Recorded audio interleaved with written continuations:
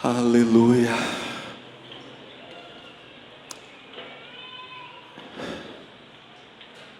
Esta é a quarta mensagem sobre as bem-aventuranças. Relembremos o contexto em que nos encontramos. Estamos próximo ao Mar da Galileia, na cidade de Cafarnaum, por volta do ano 31 da nossa era. Ali, Jesus prega o Sermão do Monte. Já fazia quase 100 anos, Roma dominara aquelas terras. A Judéia, a Samaria, que ficava entre a Galileia ao norte e a Judéia mais ao sul. A Idumeia, a terra dos Edomitas, os descendentes de Esaú, que ficava ao sul, extremo sul do Mar Morto.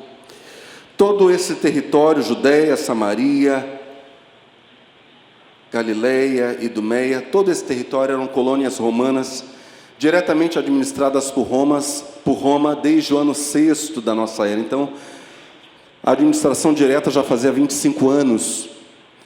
Mas, como vimos nas mensagens anteriores, já que desde o ano 63 a.C. esses territórios foram ocupados, nós temos então algo em torno de 100 anos de dominação romana. Nesse contexto de dominação romana, em meio àquilo que alguns chamam de a grande agonia de um mundo devastado pelo mais poderoso dos exércitos da antiguidade, o mundo antigo nunca viu algo mais poderoso que as legiões romanas. Em meio a esse contexto de dominação, Jesus diz, já no início do Sermão do Monte, em Mateus capítulo 5, bem-aventurados os pobres de espírito, porque deles é o reino dos céus. Bem-aventurados os que choram, porque eles serão consolados. Ashrei, seguem em marcha para o encontro com Adonai, aqueles que choram, eles serão consolados. Há 2 domingos, na última mensagem, que foi a terceira, portanto, sobre as bem-aventuranças, nós respondemos às perguntas: qual a importância do choro? Qual choro, na verdade? Em quais circunstâncias? De que choro Jesus fala nessas suas palavras de Mateus capítulo 5, verso 4? A primeira resposta foi esta: o choro a que Jesus se refere é consequência direta da humildade de espírito, da contemplação, da dependência de Deus. Vimos que o nosso maior modelo é o próprio Senhor Jesus, o Filho unigênito do Pai. E diante disso nós fizemos uma interrogação: quais as vezes, no relato do Novo Testamento, quais as vezes em que Jesus chora? As vezes em que Jesus chorou pelo quê? Vimos que na morte de Lázaro, Jesus chorou indignado diante do pecado e de seus efeitos. Aqueles que estão em marcha para o encontro com Adonai, choram indignados com a ação do mal no mundo, à semelhança de Jesus. Choram movidos pelo Espírito de Deus, são sensíveis e choram solidariamente com aqueles que sofrem. Vimos que Jesus também chorou intensamente no jardim do Getsêmani antes do seu aprisionamento. A Bíblia diz com grande clamor, com lágrimas, Jesus estava realmente se derramando diante do Pai. Ele estava pedindo ao Pai, diz a Escritura, que o livrasse do mal. Jesus ora para que se cumpram as profecias. Ora para que o Pai não o deixe na morte, ou para que o Pai o livre do medo dos sofrimentos e do medo da morte que viriam na sua paixão. O texto diz em Hebreus que as lágrimas de Jesus foram uma oferta para o Pai. Aqueles que seguem em marcha rumo ao encontro com Adonai, enquanto sofrem como Jesus por causa da sua obediência, ofertam para Deus lágrimas. Esse choro também nos faz lembrar o gemido pela glorificação citado pelo apóstolo Paulo. Os salvos gemem com saudades de Deus. Os salvos choram, ansiando o grande dia da ressurreição dos mortos e da glorificação dos salvos. O terceiro choro de Jesus, citado na Escritura, acontece logo após a sua entrada triunfal em Jerusalém. A Bíblia diz que Jesus chora ao contemplar a incredulidade de Jerusalém e profetiza a destruição que viria àquela cidade. Os salvos, aqueles que seguem em marcha rumo ao encontro com Deus, o grande encontro do último dia. Eles são pessoas que lamentam, que choram por aqueles que não estão em marcha, como Jesus. Os salvos choram e lamentam pelas vidas que ainda estão perdidas. E se os humilhados do sopro, primeira bem-aventurança, os humildes de espírito, ou os humilhados do espírito, ou os humilhados do sopro, se eles têm a promessa de possuírem o reino dos céus, Jesus diz que os que choram têm a promessa de serem consolados. Aleluia! No Gênesis nós encontramos exatamente isto. Para cada dia da criação, a sequência é esta: houve, diga comigo, tarde e manhã. A Bíblia diz primeiro, a cada dia criativo houve trevas, depois veio a luz. De igual modo, todo lamento e choro produzidos pelo Espírito serão certamente substituídos pela consolação de um lindo dia que virá. Jesus não promete, porém, apenas consolação aos que choram. Ele também repreende, no texto paralelo de Mateus 5, ou paralelo a Mateus 5, o texto de Lucas 6, nele Jesus repreende e promete juízo aos que riem. Lucas capítulo 6, a partir do verso 17, e descendo com eles, parou num lugar plano, e também um grande número de seus discípulos, e grande multidão do povo de toda a Judéia, e de Jerusalém, e da costa marítima de Tiro e de Sidom, os quais tinham vindo para o ouvir e serem curados das suas enfermidades. Observa que essa multidão de diversas partes da Palestina vem em busca de Jesus, primeiro para ouvi-lo, e depois para ser livre dos seus males, para ser curada, para ser liberta. O verso 18 ainda diz: como também os atormentados dos espíritos imundos, esses também vinham e eram curados. E toda a multidão procurava tocar-lhe, porque saía dele virtude que curava a todos. Eu me emocionei, até gaguejei agora, porque eu não tenho dúvida alguma de que neste exato momento, enquanto o Evangelho está sendo pregado, Jesus pode ser tocado por nós aqui. Pode ser tocado por você que está assistindo à distância, que não pode estar aqui. Jesus pode agora ser tocado com o toque da nossa fé, e a virtude que há nele pode saltar sobre nós. Aleluia. O verso 20 diz: levantando ele os olhos para os seus discípulos, dizia: bem-aventurados vós, os pobres, porque vosso é o reino de Deus. Bem-aventurados vós que agora chorais, porque haveis de rir. Bem-aventurados sereis quando os homens vos aborrecerem, e quando vos separarem, e vos injuriarem, e rejeitarem o vosso nome como mal, por causa do Filho do Homem. Folgai nesse dia, exultai, porque é grande vosso galardão no céu, pois assim faziam os seus pais aos profetas. Mas ai de vós, ricos, porque já tendes a vossa consolação. Ai de vós, os que estáis fartos, porque tereis fome. Ai de vós, os que agora rides, porque vos lamentareis, diz Jesus, e chorareis. Preste muita atenção.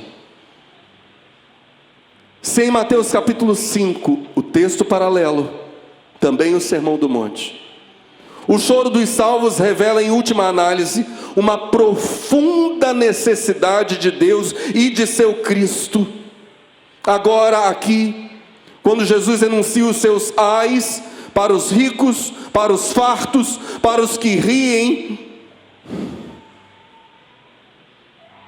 a fartura, a riqueza, o riso que Jesus condena, são manifestações de uma profunda satisfação com este mundo.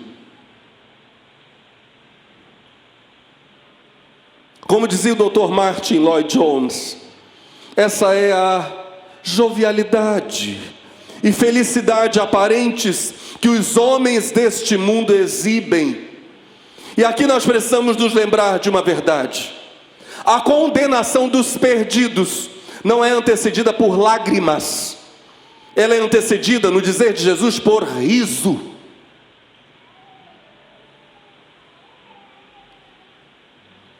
A questão é, se os homens chorassem diante de Deus, teriam motivos para celebrar por toda a eternidade.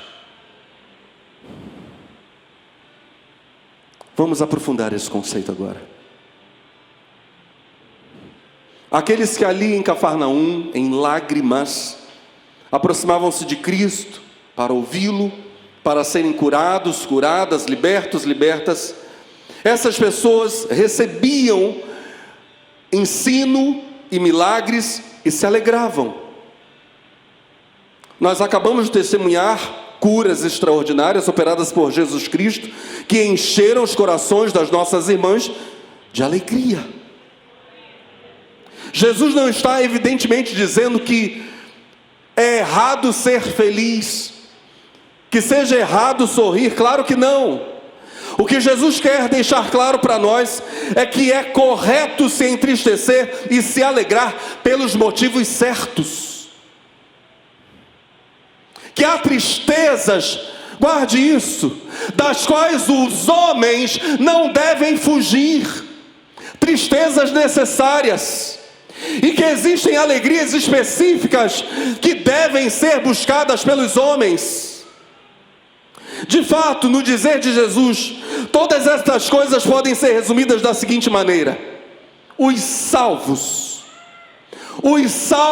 devem viver todas as suas tristezas diante de Deus,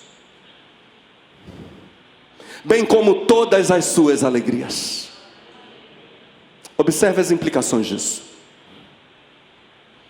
Os salvos devem viver todas as suas tristezas, bem como todas as suas alegrias, todas diante de Deus.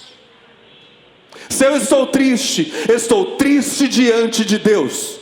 Se eu estou alegre, se eu estou sorrindo, eu estou alegre, eu estou sorrindo diante da face de Deus.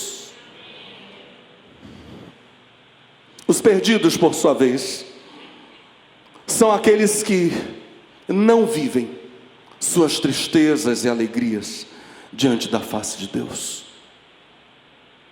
Quando choram sozinhos ou choram diante dos homens.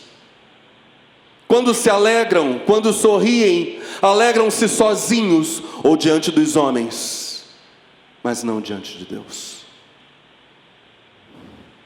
Quanto à tristeza dos salvos, o Senhor Jesus nos fala de algo então peculiar.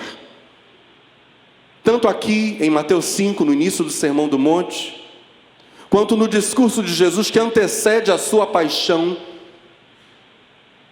o Senhor nos fala de um aspecto próprio da tristeza dos salvos. Aqui, como vimos, o Senhor diz em Mateus 5, estão indo em marcha, seguem em marcha para se encontrar com Deus, os que choram, eles serão consolados. No discurso durante a última ceia, o Senhor anuncia a sua partida. Ele diz para os discípulos, eu estou indo embora, vocês por um tempo ficarão sem mim. Ele diz aos discípulos em João capítulo 16, quando a mulher está para ter um filho, ela sofre, porque sua hora chegou. Mas quando o nenê nasce, ela se esquece de seu sofrimento, pois está feliz por ter trazido um filho ao mundo. A mesma coisa acontece com vocês. Vocês estão tristes agora. Olha o que Jesus está dizendo aos discípulos. Vocês estão tristes. Vocês estão tristes agora, mas eu vou vê-los de novo, e vocês vão ficar cheios de alegria. E essa alegria ninguém vai poder tirar de vocês. Aleluia, aleluia, aleluia. Os discípulos veriam o ressurreto e nisto se alegrariam. O extraordinário milagre da ressurreição os encheria de uma alegria que ninguém jamais poderia, nem coisa alguma, roubar. Em ambos os textos, tanto nas bem-aventuranças quanto no início da paixão, a coisa peculiar que Jesus nos ensina é esta: Deus produz certas tristezas para que a partir delas surja em nós a mais intensa alegria. Digira isso. Estamos falando de Deus como Senhor da história e da vida do salvo. O Senhor governa. Nossa vida não está na mão do maligno. A vida do salvo está na mão do Senhor Deus. Eu quero repetir esse conceito. Deus produz certas tristezas para que a partir delas surja em nós a mais intensa alegria. Isso é especialmente verdadeiro quando nós pensamos na alegria da salvação. Alguém poderia imaginar equivocadamente que a falta de paixão por Jesus, a mornidão citada lá no Apocalipse, a mornidão diante da tão grande salvação, como diz o autor aos Hebreus, a tão grande salvação que Deus proveu para os pecadores, alguém equivocadamente pode achar que é a mornidão diante da grande salvação que Deus proveu para os pecadores, se deva em primeiro lugar a uma compreensão errada, deficiente da grandeza da vida eterna. Que essa mornidão diante da bênção extraordinária que é a salvação se deva a alguma ignorância acerca da promessa da ressurreição dos mortos e da glorificação. Mas a mornidão no dizer de Jesus não é, em primeiro lugar, consequência de não se entender a incomparável garantia que Deus concede de salvação mediante o Evangelho.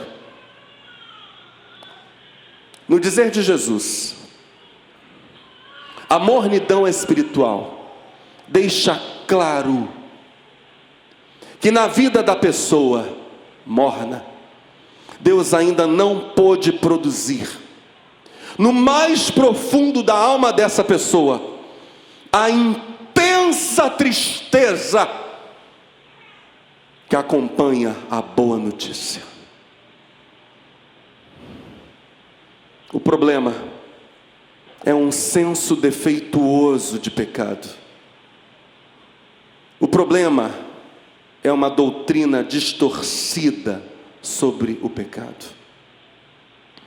Com isso nós estamos dizendo, e vamos desenvolver este conceito agora, que à luz do Evangelho, a alegria cristã é de uma natureza distinta da alegria superficial deste mundo, que, como nós acabamos de ver em Lucas, Jesus Cristo condena. A alegria superficial do mundo é de uma natureza distinta da alegria cristã, da alegria que procede do Evangelho, a boa notícia de que Deus amou o mundo de tal maneira que deu o seu único Filho, para que todo aquele que nele crê não pereça, mas tenha vida eterna. O relato da pecadora que ungiu os pés de Jesus nos serve de exemplo. Preste muita atenção. Que nada, absolutamente nada, nos impeça de ouvirmos a doce voz do Espírito de Deus. Nós lemos em Lucas capítulo 7, a partir do verso 36. E rogou-lhe um dos fariseus que comesse com ele. Rogou a Jesus. E entrando em casa do fariseu, assentou-se à mesa. E eis que uma mulher da cidade, uma pecadora, sabendo que ele estava à mesa em casa do fariseu, levou um vaso de alabastro com unguento.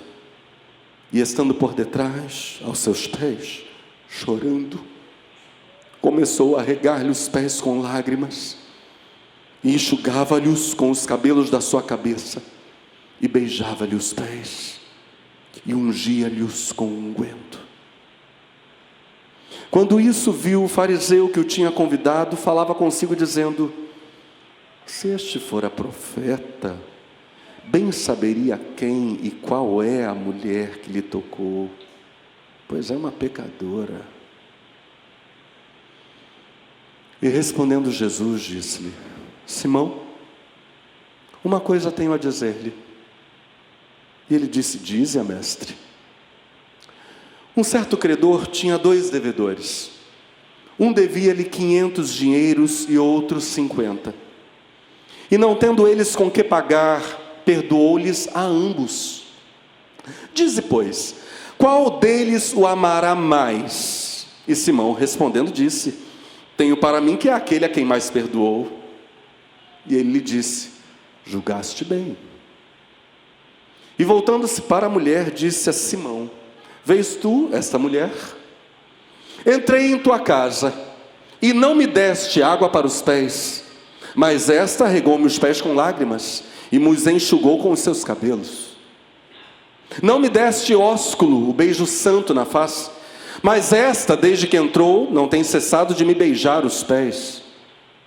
Não me ungiste a cabeça com óleo, mas esta ungiu-me os pés com unguento. Por isso te digo que os seus muitos pecados lhe são perdoados, porque muito amou. Mas aquele a quem pouco é perdoado, pouco ama. E disse a ela: os teus pecados te são perdoados. E os que estavam à mesa começaram a dizer entre si: quem é este que até perdoa pecados? E disse a mulher: a tua fé te salvou, vai-te em paz. Aleluia. Qual deles o amará mais? Quem mais amou? Essa é a pergunta decisiva de Jesus. O Senhor pergunta a Simão, o fariseu: quem? Essa é a pergunta sobre a convicção do pecado e a alegria da salvação. É sobre isto. A convicção de pecado, de perdição, ela é uma medida essencial, a fim de que haja verdadeira conversão da alma. É justamente isso que Jesus quer retratar com a parábola dos 2 servos que acabamos de ler, cujas dívidas são perdoadas. O que Jesus está dizendo, noutros termos, é isto: só celebra a grandeza da salvação quem enxerga a miséria da sua condição perdida. Somente quem se viu no inferno e saiu de lá é capaz de entrar nos céus e celebrar. Ninguém que não se viu no inferno, se você nunca se viu lá, eu vou te dizer sem nenhuma dúvida, você precisa ser salvo. Pastor, eu nunca me vi lá. Você precisa de salvação. Certamente. Quem nunca, é essa a moral da parábola, quem nunca se viu perdido, terrivelmente perdido, jamais entenderá, jamais alcançará a sublime, indizível alegria da salvação.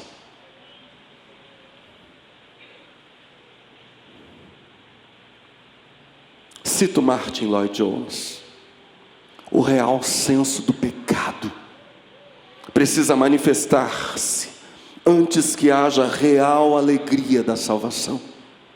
Ora, diz Martin Lloyd Jones, grande teólogo, isso faz parte da essência mesma do Evangelho.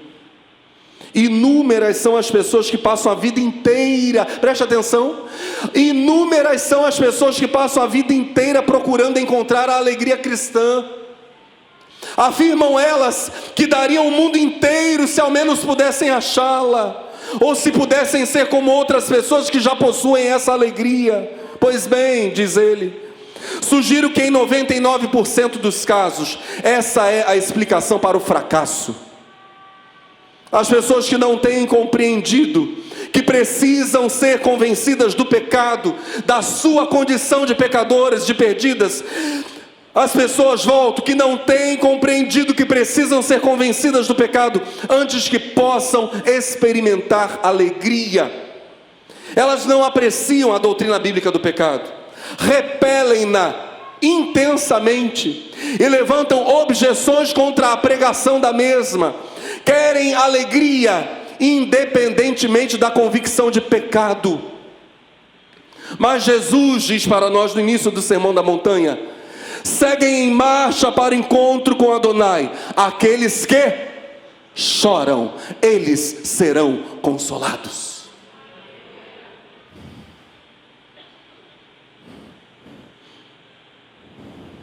Em marcha vós, diz ele em Lucas, vós que agora chorais, porque a vez de rir.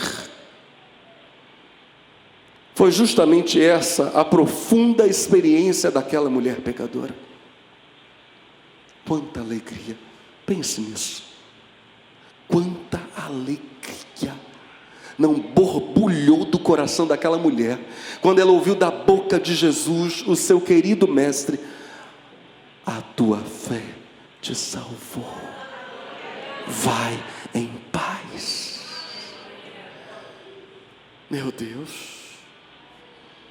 a apatia, a mornidão espiritual se deve a pouca ou a nenhuma convicção de pecado. Os pobres de espírito, os que herdarão o reino dos céus, também são, e são com exclusividade, aqueles que choram. Enquanto isso, enquanto os salvos choram, no dizer de Jesus, o mundo perdido ri. O mundo perdido ri, porque não aceita a profunda tristeza que o Evangelho exige. Ri para camuflar o vazio da alma. Ri para se mostrar abençoado, agraciado, mesmo sem conhecer a Cristo Salvador. Ri para se autoafirmar como bem-sucedido. Ri porque não se aflige com o problema do pecado e do mal. O mundo continuamente tenta ser feliz. O lema do mundo é o mesmíssimo lema do rico e insensato, em Lucas 12:19. Descansa, coma, beba e se divirta. Esse é o lema do mundo. Descanse, coma, beba e se divirta. De fato, o problema do mundo, então, preste muita atenção, não é propriamente rir, mas rir sem ter chorado.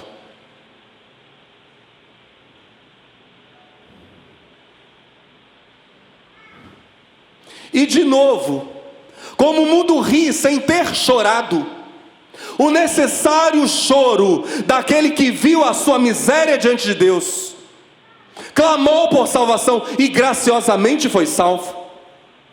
Como o mundo não ri sem ter primeiro chorado, voltamos à pergunta: qual a importância da tristeza promovida por Deus?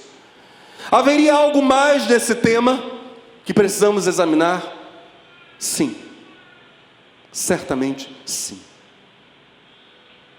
Nesta era, o ciclo de tardes e manhãs, de choro e alegria, nesta era é um ciclo interminável. Portanto, a insensibilidade é inteiramente incompatível com a fé cristã. É necessária a tristeza produzida por Deus e a alegria decorrente dessa tristeza, por pelo menos 3 motivos. Primeiro, para nós não nos acomodarmos ao pecado. Segundo, para termos em Cristo nossa maior alegria. Essas coisas obviamente estão intimamente ligadas. Terceiro, para que oremos fervorosamente em favor daqueles que ainda não estão em marcha para o encontro com Adonai. Aqueles que ainda não foram salvos. Sobre os 2 primeiros efeitos da sensibilidade espiritual, não nos acomodarmos ao pecado e temos em Cristo nossa maior alegria, nós precisamos dizer o seguinte: essa tristeza e alegria, isso não ocorre somente por ocasião da conversão. Antes, é algo que continua durante toda a vida do salvo. O salvo enxerga a si mesmo como alguém culpado de pecado. A princípio isso o rebaixa, isso o impele a lamentar-se. Por sua vez, é justamente isso que faz com que o salvo se volte novamente para Cristo. E no momento em que ele se volta para Cristo, depois de ter pecado e ter o seu coração apertado, depois de ele ser compungido pelo Espírito Santo, porque o Espírito Santo incomoda o salvo quando ele peca. No momento em que o salvo, com o seu coração compungido pelo Espírito, se volta para Cristo, a sua paz e a sua felicidade retornam e ele é consolado. Essa é uma condição que se cumpre sem demora. O indivíduo que verdadeiramente chora é consolado e se sente feliz. E a vida cristã é passada assim. Ela é vivida dessa maneira, entre choro e alegria, entre tristeza e felicidade. E a primeira atitude sempre vai nos conduzir à segunda.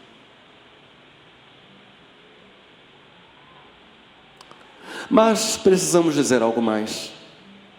A consolação que Jesus promete ao salvo, quando ele diz: seguem em marcha para o encontro com Adonai aqueles que choram, eles serão?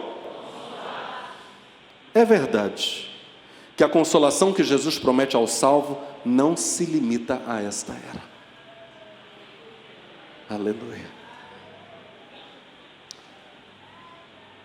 Mas, no lado oposto da moeda, a superficial alegria que o mundo oferece se limita a esta era. Na verdade, embora a alegria do mundo seja absolutamente superficial, a tristeza da vida sem Cristo não é superficial. É uma tristeza mais profunda que o mais profundo abismo. O mundo oferece algo profundo: tristeza. O mundo não possui qualquer esperança de autorredenção. Todas as tentativas, historicamente, todas as tentativas de autorredenção do mundo fracassaram. Ninguém pode depender no mundo da educação. Ninguém pode depender das Nações Unidas.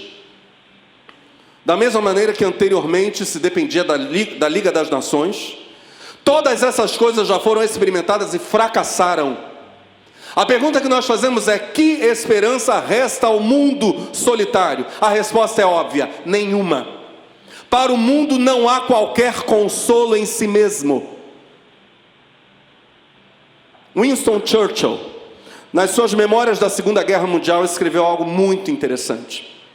Ele que foi um diplomata que participou da Primeira Guerra Mundial, estando no poder, e da Segunda Guerra Mundial, estando no poder, uma das poucas, talvez a única pessoa no mundo que estava no poder durante as duas grandes guerras.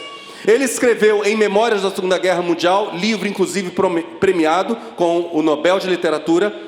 Ele disse o seguinte: certo dia, o presidente Roosevelt disse-me que estava pedindo sugestões publicamente sobre como se deveria chamar esta guerra, a Segunda Guerra Mundial. Retruquei de pronto: a guerra desnecessária.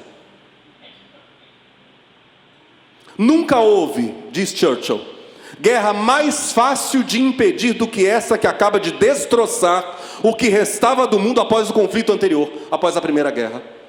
A tragédia humana, diz Winston Churchill, atinge seu clímax no fato de que, após todos os esforços e sacrifícios de centenas de milhões de pessoas, e após as vitórias da boa causa, ainda não encontramos paz ou segurança, e estamos sujeitos a perigos ainda maiores do que aqueles que superamos.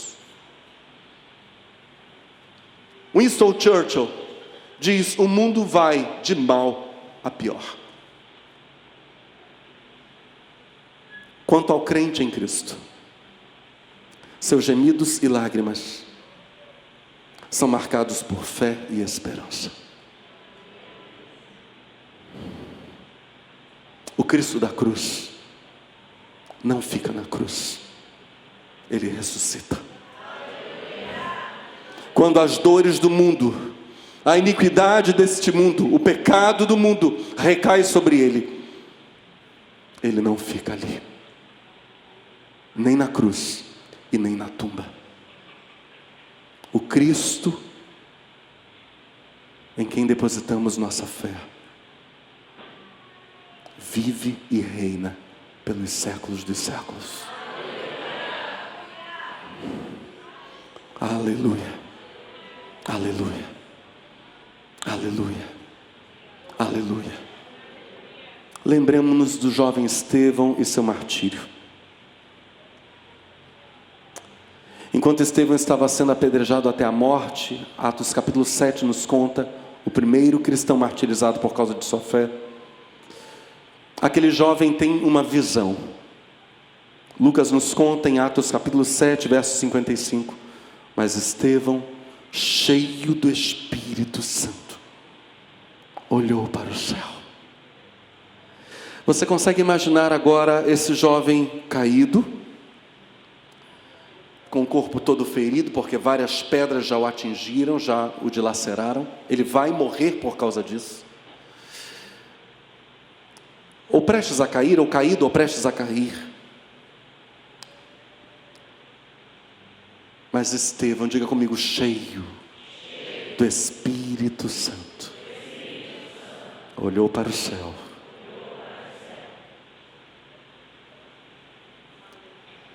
e viu a glória de Deus e Jesus à sua direita, e disse: olhem, vejo o céu aberto e o Filho do Homem em pé à direita de Deus.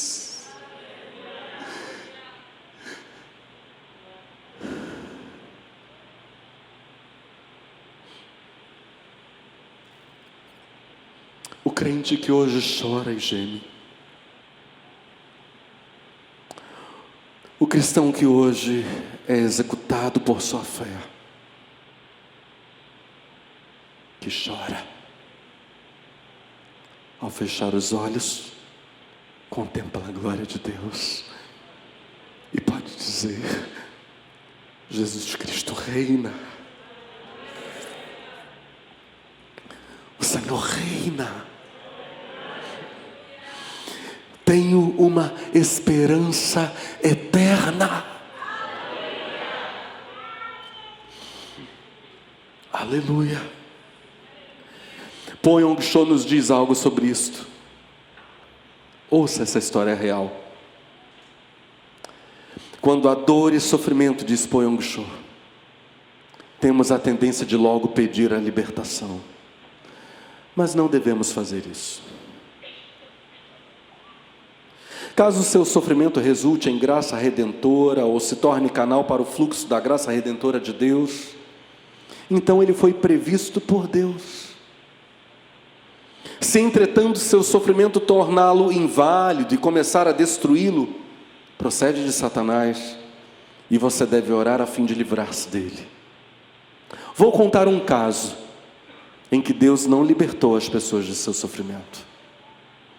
Aconteceu durante a Guerra da Coreia, quando 500 pastores foram capturados e imediatamente fuzilados, e 2.000 igrejas destruídas. Os comunistas eram cruéis com os pastores. A família de certo pastor foi capturada em Incheon, Coreia, e os líderes comunistas submeteram-nos ao que chamavam de Tribunal do Povo.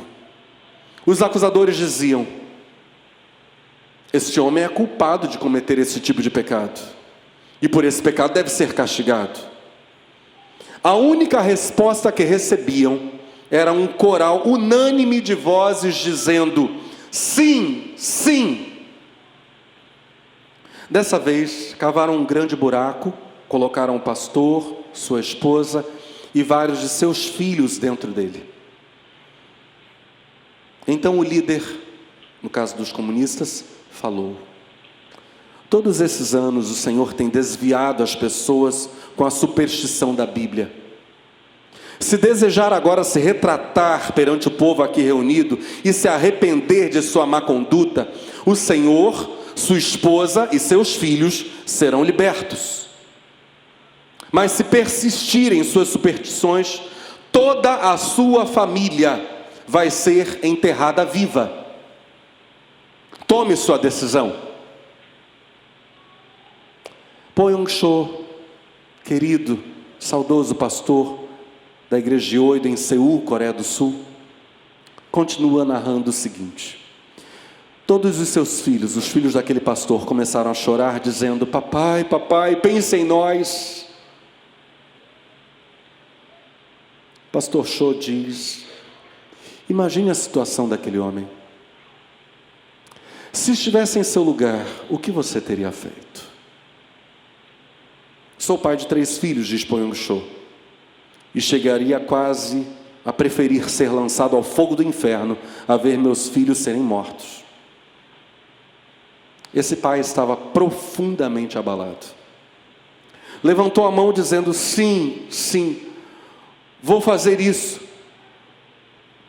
Vou renunciar Mas antes de poder terminar a frase, a esposa tocou-lhe o braço dizendo: diga não. Diga não.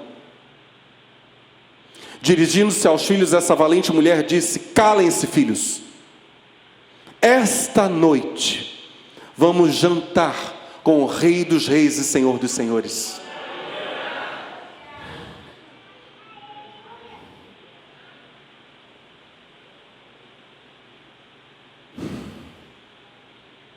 Em seguida, essa mulher, mãe, começou a cantar um hino intitulado No Celeste Porvir. Seus filhos e marido a acompanharam no cântico, enquanto os comunistas começaram a enterrá-los. Logo, as crianças estavam enterradas. Mas até que a terra lhe chegasse ao pescoço, continuaram a cantar e o povo a olhar. Deus não os livrou.